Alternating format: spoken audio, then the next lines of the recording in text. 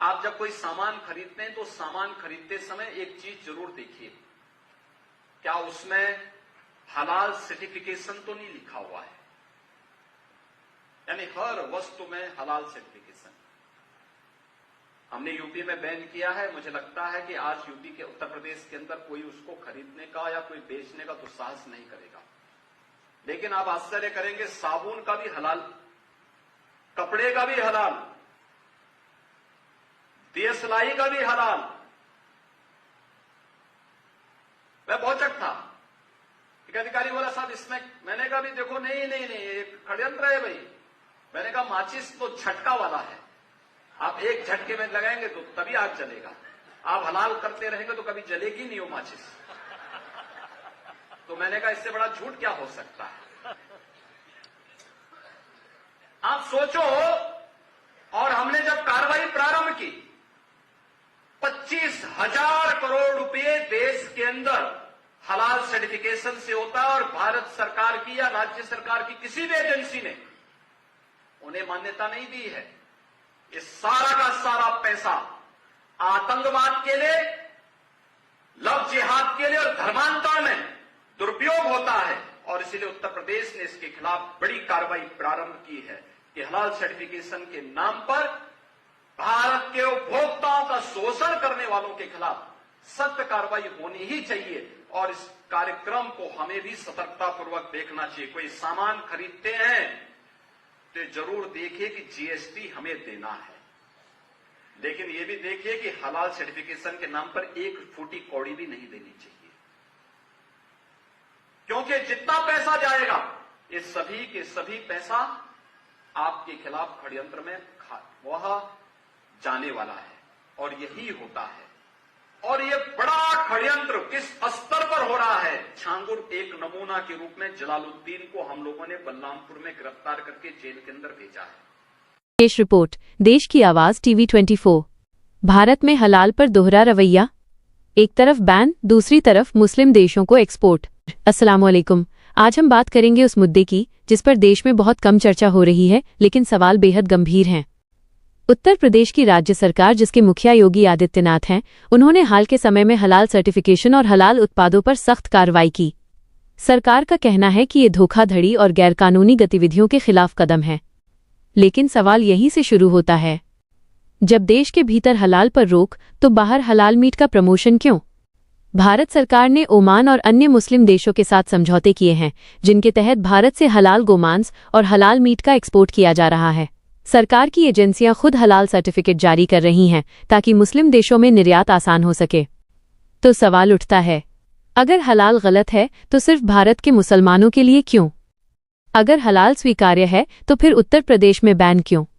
क्या ये दोहरी नीति नहीं?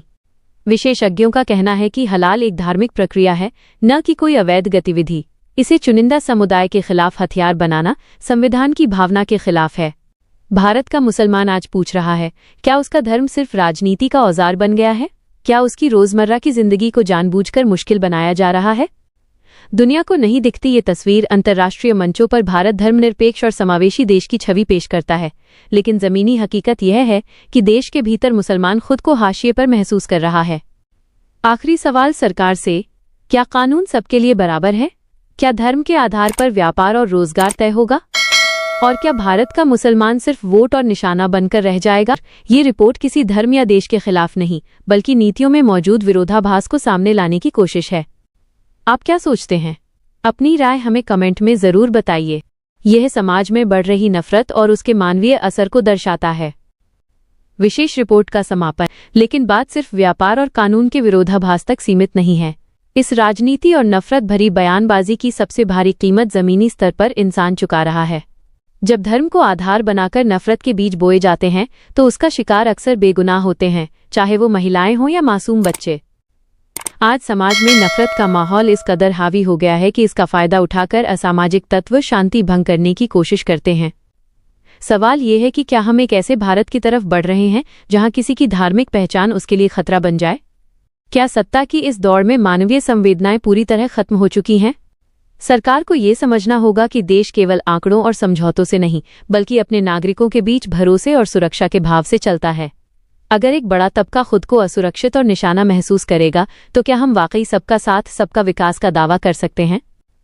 वक्त आ गया है कि नफरत की इस राजनीति पर लगाम लगे और इंसानियत को सर्वोपरि रखा जाए, क्योंकि अंत में गोलियां और नफरत किसी का धर्म नहीं देखती, वो सिर्फ घरों को उजाड़ती हैं। लेकिन इस पूरी बहस का सबसे दर्दनाक पहलू वो नफरत है जो समाज की रगों में घोली जा रही है।